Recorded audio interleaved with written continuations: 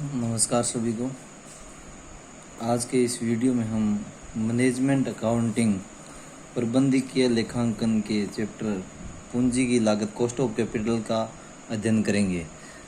तो सबसे पहले हम जानते हैं कि कॉस्ट ऑफ कैपिटल क्या होती है, क्यों इसकी आवश्यकता होती है। तो विभिन्न परियोजनाओं की विनियोग प्रस्तावों पर निर्णय करते समय जो अलग अलग आपकी परियोजनाएं होती हैं उनमें इन्वेस्टमेंट करने के लिए जो आपके पास प्रपोजल होते हैं उस पर डिसीजन करते समय तथा विद्यमान व्यवसाय में अतिरिक्त कोषों की व्यवस्था करते समय जो आप व्यवसाय रनिंग चल रहा है उसमें एक्स्ट्रा आपको कोई फंड को राइज करना है या वन फंड की व्यवस्था करनी है, उस समय आपको पूंजी की विभिन्न स्रोत जो आपके पूंजी के अलग अलग स्रोत होते हैं उनकी कॉस्ट है वो निकालनी महत्वपूर्ण हो जाती है। विनियोग प्रस्ताव स्वीकार करते समय हम यह देखेंगे कि परियोजना से संबंधित होने वाली संभावित आय या प्रत्याय की दर पूंजी की लागत की दर के बराबर या उससे अधिक है। आप जब भी इन्वेस्टमेंट कर रहे हो या इन्वेस्टमेंट प्रपोजल आप उसको एक्सेप्ट कर रहे हो तो उसमें आपको ये देखना ज़रूरी हो जाता है कि उस पर आपको जो रिटर्न मिलेगा, उस पर जो आपको इन्वेस्टमेंट पे रिटर्न मिलेगा वो आपकी जो कॉस्ट है उस प्रपोजल की उससे ज़्यादा होगा या नहीं होगा या उसके बराबर होगा, ये आपको डिसीजन करते समय आपको ज़रूरी है। इसी प्रकार अतिरिक्त कोषों की व्यवस्था करते समय हम यह सुनिश्चित करेंगे कि पूंजी के किस स्रोत की लागत सबसे कम आती है। इसी प्रकार जो आप रनिंग में जो बिजनेस चल रहा है उसके लिए अगर कोई फंड की व्यवस्था करनी है तो उसमें भी हम ये डिसाइड करेंगे सबसे पहले कि जो कैपिटल अपने जो कैपिटल के स्रोत हैं, जैसे मान लो शेयर कैपिटल हो गया, डिबेंचर हो गया, रिटेन अर्निंग हो गया, इनमें से सबसे पहले हम ये डिसाइड करेंगे कि किस स्रोत की लागत है वो सबसे कम आएगी। अतः पूंजी की लागत का निर्णय में महत्वपूर्ण स्थान है, कॉस्ट ऑफ कैपिटल का डिसीजन में बहुत बड़ा स्थान रहता है। तो इसके लिए अपने को नॉर्मल सामान्यतः क्या होती है, इसका क्या अर्थ है, तो पूंजी प्रदाता या विनियोगता के दृष्टिकोण से उस त्याग का पुरस्कार है जिसको वह वर्तमान उपभोग को स्थगित करके भविष्य में विनियोग के बदले प्राप्त करने की इच्छा रखता है।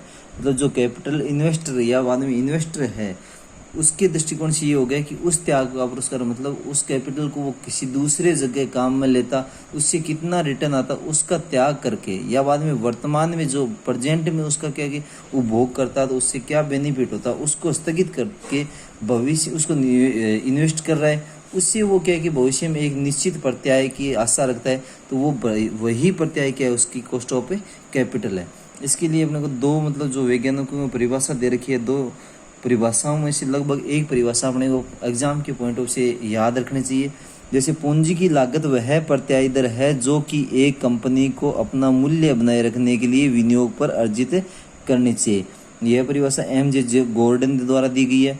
दूसरी होगी पूंजी की लागत एक ऐसी प्रत्याय दर है, पूंजी की लागत एक ऐसी प्रत्याय दर है जो एक संस्था अपने मूल्य में वृद्धि करने के लिए विनियोग पर चाहती है। दोनों बात लगभग सेम सी है। ये परिभाषा अम्पटन जॉन जे के द्वारा दी गई है। दोनों की बात लगभग यही हो गई कि जो आपका इन्वेस्ट कर रहे हो या बाद में उसके इन्वेस्ट की जो वैल्यू बढ़ाने के लिए आपको जो रिटर्न चाहिए वही क्या हो गया, आपकी कॉस्ट ऑफ कैपिटल हो गई। सार के रूप में या निष्कर्ष के रूप में ये कह सकते हैं कि पूंजी की लागत वह न्यूनतम प्रत्याय दर है जो किसी संस्था को ऋणदाताओं को उनके त्याग की लागत का भुगतान करने वह अपने क्षमतांशों के बाजार मूल्य में वृद्धि करने अथवा बनाए रखने के लिए अपने विनियोगों पर अवश्य प्राप्त करने चाहिए। मतलब क्या होगी, कॉस्ट ऑफ कैपिटल वह न्यूनतम प्रत्याय दर minimum return rate of return है, मिनिमम रेट ऑफ रिटर्न है जो किसी संस्था को ऋणदाताओं जो आपको इन्वेस्ट दे रहे हैं, आपको जो पैसा दे रहे हैं उनको त्याग की लागत उन्होंने त्याग किए उसकी लागत का भुगतान करने, उसको भुगतान करने तथा जो आपके क्षमता शेयर हैं उनके मार्केट वैल्यू को इंक्रीज करने या बाद में जो मार्केट वैल्यू है अभी उनको बनाए रखने के लिए क्या है, अवश्य प्राप्त करने चाहिए। अब नेक्स्ट आ गया आपका पूंजी की लागत की क्या क्या विशेषताएं होनी चाहिए। तो विशेषताओं में आपकी लगभग 3 विशेषताएं आपकी है। पूंजी की न्यूनतम प्रत्याय दर, minimum rate of return of capital. पूंजी की लागत एक ऐसी न्यूनतम प्रत्याय दर है जो किसी संस्था को अपने विनियोग पर प्राप्त करनी चाहिए जिससे प्राप्त कोषों की लागतों का भुगतान किसे, मतलब आपकी मिनिमम रेट ऑफ रिटर्न होनी चाहिए। क्योंकि आप जो भी आप पूंजी को प्राप्त करने के लिए जो साधन अपना रहे उसकी जो कॉस्ट आ रही है उसको आप पेड कर सको। लागत नहीं होना, नॉट ए कॉस्ट। पूंजी की लागत वास्तव में कोई लागत नहीं होती है, वरन एक प्रत्याय दर है जो किसी संस्था में विनियोग पर प्राप्त करनी चाहिए। पूंजी की लागत मतलब ऐसी कोई कॉस्ट नहीं है जिसको आप पे कर रहे हो, परंतु एक ऐसी लागत हो गई जिसके आपको ज़रूरी है, क्योंकि आप उस इन्वेस्टमेंट को कहीं अगर दूसरी जगह आप लगाते तो उससे आपको जो रिटर्न मिलता वो आपकी एक तरह से क्या हो जाती है, कॉस्ट हो जाती है। तो ऐसी कोई मतलब लागत वास्तव में कोई लागत नहीं, परंतु ऐसी रिटर्न है, मतलब रेट ऑफ रिटर्न हो गया, प्रत्याय की दर हो गया, जिसे आप संस्था विनियोग पर प्राप्त करने चाहिए, मतलब आप इन्वेस्ट करने पर प्राप्त होने चाहिए। तीसरा हो गया व्यावसायिक एवं वित्तीय जोखिम का पुरस्कार। पूंजी की लागत मुख्यतः व्यावसायिक वित्तीय जोखिम के बदले मिलने वाला पुरस्कार है।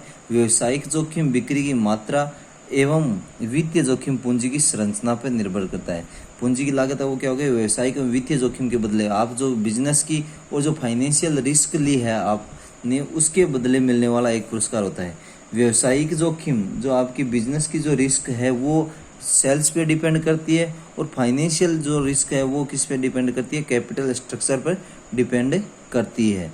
उसके बाद में आप क्या हो गया, पूंजी की लागत का अवधारणा का महत्व। पूंजी की लागत की अवधारणा का महत्व, पूंजी की लागत का अवधारणा महत्व, ये 4-5 पॉइंट दिए हुए हैं। अनुकूलतम पूंजी संरचना का निर्धारण क्यों करती है, मतलब इसका क्या बेनिफिट है या क्या सिग्निफिकेंस है।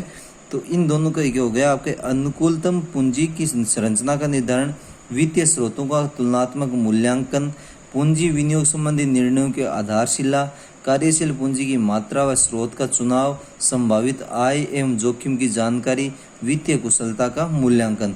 आप कॉस्ट ऑफ कैपिटल, किसी प्रोजेक्ट की कॉस्ट ऑफ कैपिटल या इन्वेस्टमेंट की कॉस्ट ऑफ कैपिटल निकालोगे तो उससे आपकी क्या हो जाएगी, पूंजी अनुकूलतम पूंजी संरचना आ जाती है। उसमें क्या रिस्क रहेगा, क्या उसका मतलब स्रोत का, कौन से स्रोत का आपको चुनाव करना, और उसकी फाइनेंशियल एफिशिएंसी आपकी क्या रहेगी, ये सारे के सारे क्या हो जाते हैं, उसे आपको पता चल जाता है। अब नेक्स्ट हो गया आपका पूंजी की लागत का वर्गीकरण। आपकी पूंजी cost of capital, classification of cost of capital, पूंजी की लागत का वर्गीकरण कैसे होता है। तो आप पूंजी की लागत को निम्न प्रकार से वर्गीकृत कर सकते हैं। आपको जो दे रखे हैं आगे टाइप्स दे रखे हैं, टाइप्स ऑफ मतलब कॉस्ट दे रखे हैं आपको। औसत लागत एवं सीमांत लागत है। औसत लागत क्या होती है, सीमांत लागत क्या होती है, ये जानते हैं हम।